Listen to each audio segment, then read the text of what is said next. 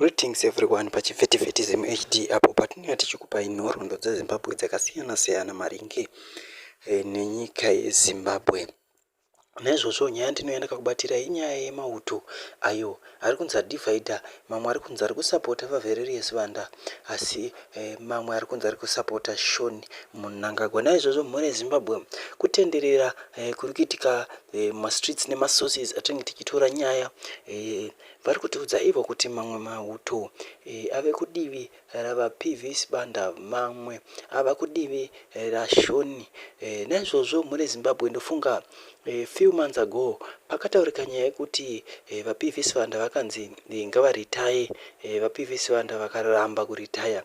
Naizvozvo pakanzi vaPVS Vanda varitaye, nyaya yange iri pakuti Shoni ndaibva apinda pachinzvimbo chavo, asi izvi kuramba kwazvakaitika Shoni akuda kupinda apa nechisimba. Saka pari pakuda kupinda nechisimba kuti achengetedze mudhara wake, kuti mudhara wake asabatwe, ndo pari kubva nehondo ipapo.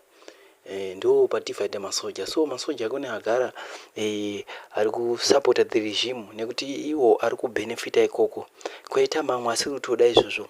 Saka so far ndiyo nyaya iripo.